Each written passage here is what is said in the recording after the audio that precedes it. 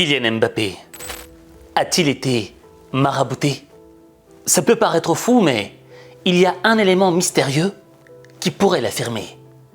Et si tu veux le découvrir, regarde ça. Cette question du maraboutage, elle m'est venue après la défaite du Real Madrid face à Liverpool en Ligue des Champions. Ce match, c'était l'occasion pour Kylian Mbappé de montrer ce qui valait vraiment sur le terrain. Pourquoi? Parce que tu avais la star de l'équipe, Vinicius Junior, qui était blessé pour un mois. Donc, l'opportunité était offerte à Mbappé pour briller. Malheureusement, on ne l'a pas reconnu dans ce match. Il a d'abord raté un penalty. Ensuite, il a fait une chute incroyable qui a fait le tour des réseaux sociaux. Et quand tu vois ce Kylian Mbappé-là, qui a des années-lumière du Kylian Mbappé champion du monde de 2018, il y a une question qui se pose. Et celui qui a osé mettre la question du maraboutage sur la table, c'était Emmanuel Petit. Est-ce qu'il y a tant de choses ça à a dire l'air d'être que la ça, méga finalement déprime, quoi. Bah oui, Il passe mais- plus un dribble. Mais une fois que tu as dit Il rate ça, un le problème, péno. c'est que tu n'as pas grand-chose à dire. Vinicius, c'est pas là. T'as l'impression que tout est fait autour de lui Moi, ce je soir. pense qu'il a C'est pour vraiment lui. été marabouté.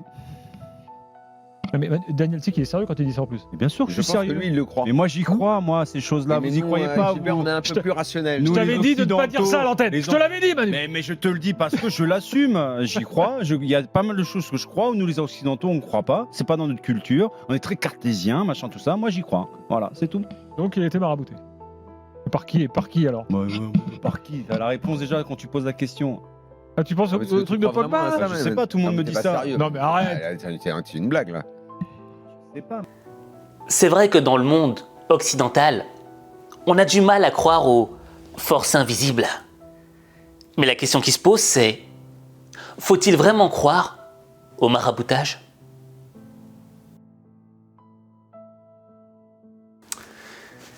Est-ce que tu connais South Park, le dessin animé? Très vulgaire, mais parfois, faut avouer que c'est super drôle. Notamment cet épisode où il y avait Eric Cartman, qui pensait avoir des pouvoirs mentaux et qui se battait contre d'autres personnes qui pensaient aussi avoir des pouvoirs. All right, everyone.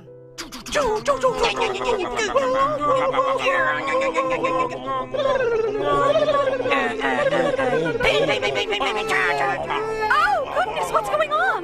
Alors ça, c'est un dessin animé. Mais dans la vraie vie, il y a des gens qui pensent avoir également des pouvoirs à la X-Men.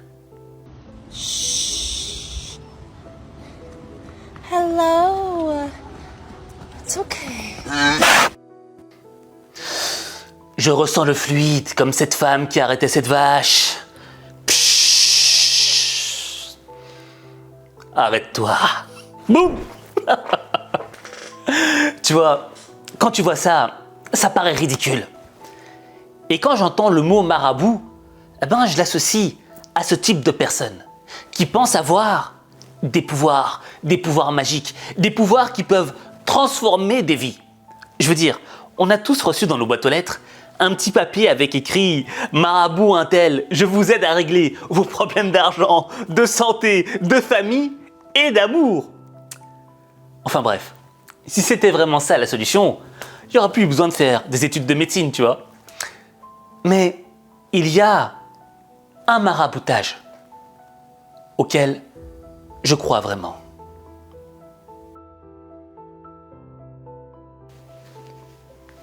Je vais encore te poser une question d'entrée de jeu.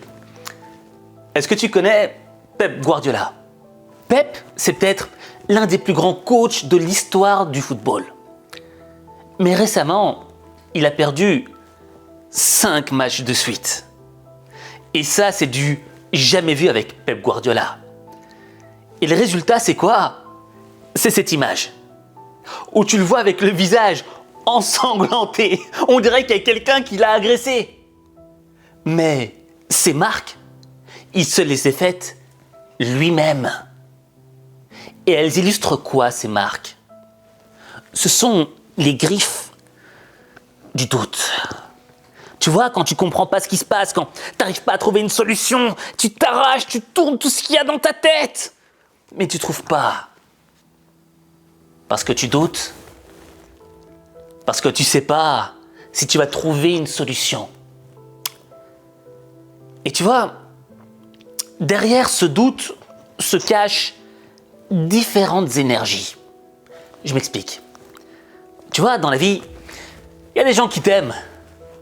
Et il y a des gens, tu sais pas pourquoi, ils te détestent. Et généralement, lorsque tu es détesté, c'est parce que tu présentes une différence. Et les haters, les gens qui te détestent, c'est souvent parce qu'ils se comparent à toi. Et dans cette comparaison, ils voient une différence flagrante. C'est que toi, tu es sur le chemin de la réussite. Et leur vie, elle stagne. Elle est pourrie. Raison pour laquelle les ratés ne te rateront pas. Ils attendent ta chute. Et toutes ces émotions, selon moi, créent des énergies. Parce que l'émotion a une contamination énergétique. Tu vois ce que je veux dire? Quand tu traînes avec quelqu'un de négatif, tu deviens un petit peu négatif. Et quand dans le monde, tu as plein de gens qui te détestent et attendent ta chute, je pense que la somme de ces énergies agit sur ton énergie spirituelle. Et parfois, ça crée le doute. Et quand tu as une répétition d'échecs, quand tu as une somme de critiques négatives, quand ton environnement commence à devenir toxique, tu as ton estime de toi qui est touchée. Tu commences à te poser les mauvaises questions. Et s'ils avaient raison? Et tu vois, ton esprit, il est comme le visage de Pep Guardiola. Il est déchiré de partout. Et ça, c'est exactement ce qui est en train d'arriver à Kylian Mbappé. Et malin que tu es, je pense que tu me vois venir. Tu vois, le pouvoir du marabout, j'y crois pas.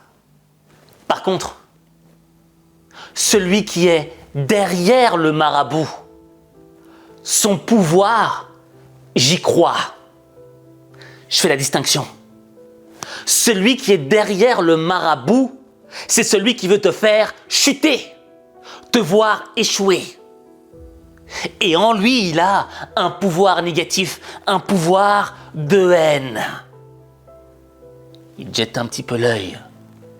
Il te souhaite le pire, le malheur dans ta vie. Quand il te voit, il te sourit. « Ah, je t'adore !» Mais dès qu'elle doit tourner, j'espère qu'il va rater. Et en réalité, c'est ça le vrai maraboutage. C'est que certains de ces haters vont intégrer leur voix dans ta tête, dans ton esprit. Et tu vas te réveiller avec cette voix. Tu vas manger avec cette voix. Tu vas vivre ta vie avec cette voix dans ta tête. Et cette voix qu'ils ont introduite, c'est celle du doute. Et la voix du doute, comment est-ce qu'elle agit dans ta vie? Elle te dévalorise. Chaque fois que tu vas passer à l'action, elle te fait douter sur tes compétences, sur tes capacités. Et elle te pousse à aller en arrière. J'en prends pour exemple Kylian Mbappé hier. Lorsqu'il doit tirer le penalty, on sent que le mec n'a pas envie de tirer. Il n'a pas confiance en lui. Paf! La voix du tout a agi. Elle a marabouté son esprit, lui faisant croire que peut-être qu'il allait rater, qu'il y avait un plus grand pourcentage de chances qu'il échoue. Et ça s'est confirmé dans la réalité. Au fait, l'équation du doute, c'est quoi? C'est « je vais t'empêcher d'agir ». Au plus t'es dans le doute, au moins t'as envie d'agir. Pourquoi? Parce que t'as peur de mal faire les choses. Pourquoi? Parce que tu doutes sur tes compétences. Pourquoi?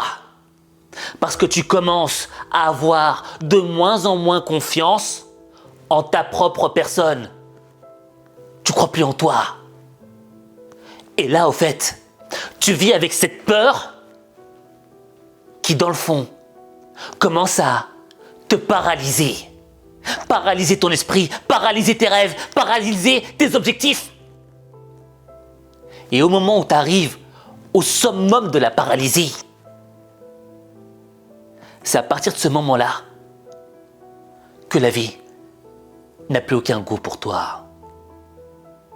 Tu te réveilles, au bout de quelques années, tu te crois le meilleur, mais c'est faux. T'es juste un ringard. Mais si on l'avait perdu, le titre, est-ce que ça aurait été si grave?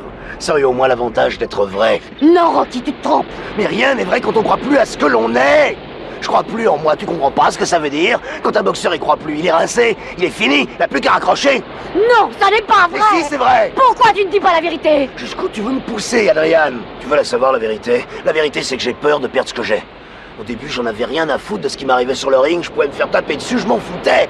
Maintenant, il y a toi, il y a le petit, et je veux pas perdre ça. Voyons réfléchir, qu'est-ce qu'on a d'irremplaçable? Quoi? De l'argent? Et puis des voitures? Ou même la maison? Tout ce qu'il faut, on l'a, sauf la vérité. Mais c'est quoi la vérité? Dis-le-moi. J'ai peur! T'es contente? Tu voulais me le faire dire?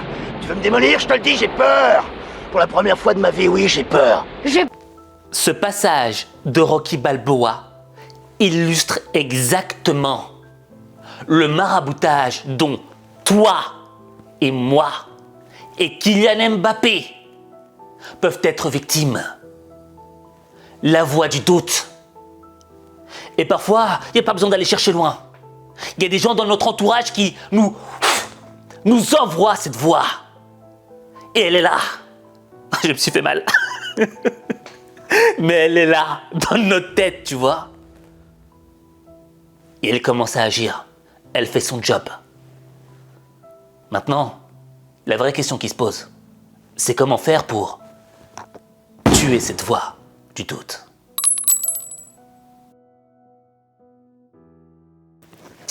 C'est facile de parler quand on est dans la position du spectateur. Je pense que si on était tous à la place de Kylian Mbappé, on aurait très difficile à s'en sortir. Moi, dans ma vie, il y a déjà une voix qui s'est intégrée dans ma tête. Et tous les jours, elle me disait « T'es nul, arrête, laisse tomber ». Et je te jure que j'avais du mal à passer à l'action. J'avais plus envie de bosser. Parce que cette voix était en train de tout coloniser. Elle voulait me tuer. Mais j'ai repensé à quelqu'un. Un mec qui s'appelait Bichon. Je m'explique. Tu vois, quand j'étais petit et que je vivais en Belgique, il y avait une émission qui passait à la télé, sur la chaîne RTL TV. Et cette émission s'appelait Le Télévis. Le Télévis, c'était quoi? C'était genre une émission par an où on récoltait de l'argent pour les enfants malades, pour les gens qui étaient victimes de la leucémie. Et tu vois, c'est peut-être une des seules maladies que j'ai retenues dans ma vie. Pourquoi? Parce que il y avait un petit garçon qui était victime de leucémie. Et il s'appelait Bichon. Il était mignon, tu vois, il avait des petits cheveux noirs et tout, et il avait une intelligence pour son âge exceptionnelle. On n'a pas le choix, aller à l'hôpital. L'argent pourquoi? Pour me sauver la vie. Et chaque année, on le voyait dans le télévis. Et chaque année, il te donnait un message d'espoir. Faut continuer, on doit se battre, on doit rien lâcher. Mais en même temps, d'année en année, tu voyais que son état commençait à se dégrader. Et j'oublierai jamais sa dernière année. Il avait complètement changé. T'avais l'impression qu'il avait gonflé. C'était pas le petit Bichon du départ. Non. C'était le petit Bichon qui avait été touché par la maladie. Mais ce qui était marquant, c'est que le gars continuait de lutter. Il avait encore ce message d'espoir. Je crois qu'il faut Et toujours battant, je vais dire, voilà. Je crois qu'il faut l'être toujours. Pas battant. C'est la personne qui doit vaincre la maladie et pas la maladie qui va la personne. Il faut surtout jamais baisser les bras et se dire c'est fini. Ça, il faut jamais faire.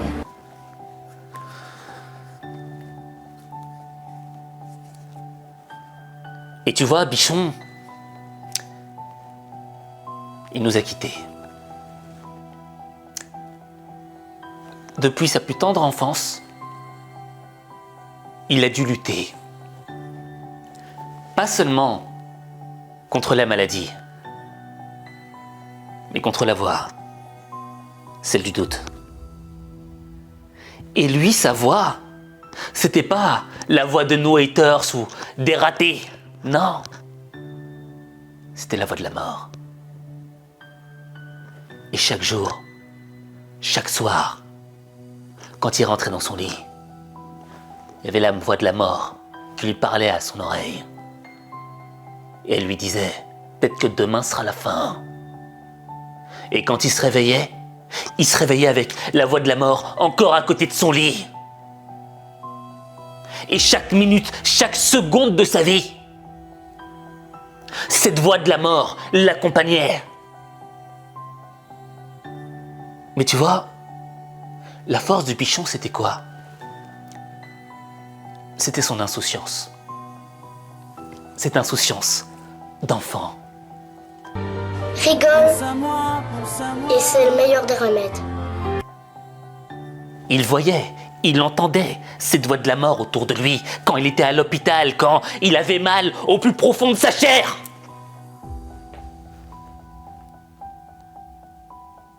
Mais il avait compris un truc. C'est pas la maladie qui va me battre. C'est moi qui vais battre la maladie. Il avait un esprit de combattant. Certes, la voix qui l'entourait dans sa vie lui poussait à tout lâcher, à tout abandonner, d'accepter de mourir tout de suite. Mais jusqu'à la fin de sa vie, il a décidé d'être habité par une autre voix. Celle du combat. Celle de la lutte. Celle qui te pousse à quand même aller de l'avant quand rien ne va dans ta vie. Parce qu'il faut se mettre à la place de Bichon. Hôpital, médecin, espoir, déçu, échec, jour après jour. Et au jour après jour, au fur et à mesure que tu avances, tu vois la mort qui se rapproche. Il y a de quoi perdre espoir. Mais le petit, il a vécu digne. Et il est mort dans la dignité. Parce qu'il n'a jamais lâché. Et tu vois, quand je parle de Bichon, ça me touche plus profond de moi. Et je pense que toi aussi, ça réveille quelque chose en toi. Tu sais, souvent on nous dit « Oh, regarde lui ce qu'il a. Regarde la chance que t'as. Compare-toi à lui. » Et après, on se sent coupable, tu vois. Et on pourrait se comparer à Bichon et se dire « Ah non, mais en réalité, je suis une merde. » Et continuer dans la culpabilité. Et continuer avec cette voix du doute qui nous dévalorise, nous descend. Mais dans le fond, Bichon, il n'est pas là pour qu'on se compare à lui. Bichon, c'est un rappel. Bichon, c'est un rappel qui nous dit « Je sais, c'est dur. Je sais, il y a le doute. Mais il faut se battre. Il ne faut pas lâcher. » Et quand je fais la comparaison entre la voix qui accompagnait Bichon et la voix qui nous accompagne nous, la voix des critiques négatives, la voix des « Oh, il n'y arrivera pas, etc. » C'est pas la même catégorie. C'est pas le même poids. Vivre avec celle-là, la voix de la mort,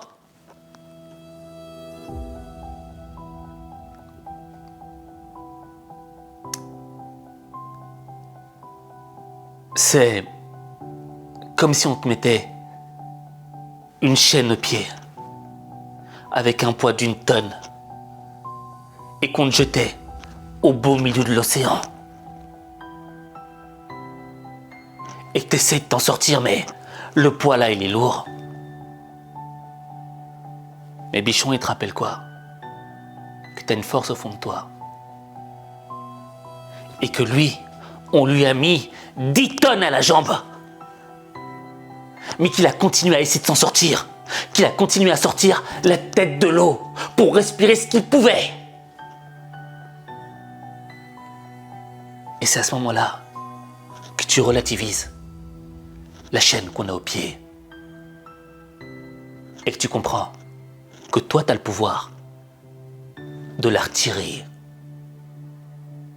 Et quand tu comprendras cela, tu transformeras ta vie.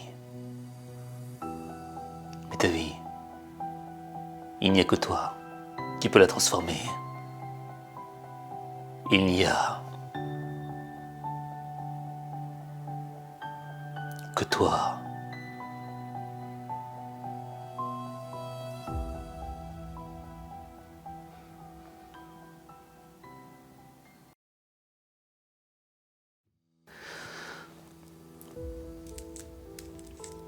Bon, je vais faire apparaître un code QR pour faire un don au Télévis, pour faire un don et aider tous ces enfants atteints de leucémie, tu vois. Je viens d'y penser, j'ai pas de partenariat avec eux, rien du tout. Mais quand je repense à ce petit Bichon, je te jure, ça me fait quelque chose.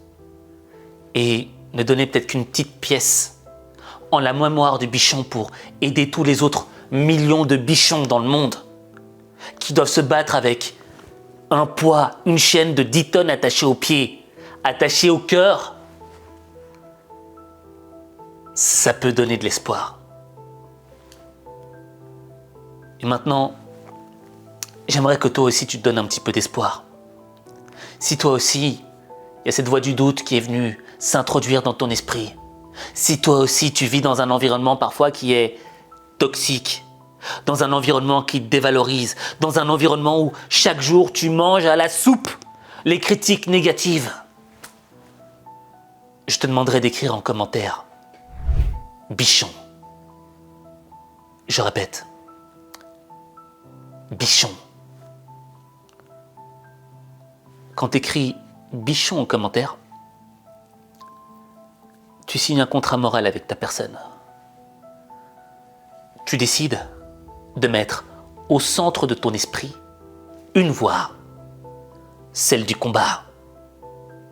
Et celle du combat va éliminer celle du doute. On peut tous perdre, on peut tous avoir des échecs, on sera tous victimes de critiques négatives dans nos vies. Mais c'est pas parce qu'il y a des choses négatives qui nous arrivent qu'on doit abandonner. C'est pas ça le message. C'est pas ça le rappel. Le rappel du contrat que tu as signé, Bichon, c'est que t'accueilles tous ces problèmes. T'accueilles ces voix qui veulent t'attaquer. Venez. Je suis prêt à vous combattre. Parce que je sais. Parce que dans mon cœur, j'ai signé un contrat moral avec l'état d'esprit du petit Bichon. L'état d'esprit de ceux qui luttent et qui regardent la mort droit dans les yeux.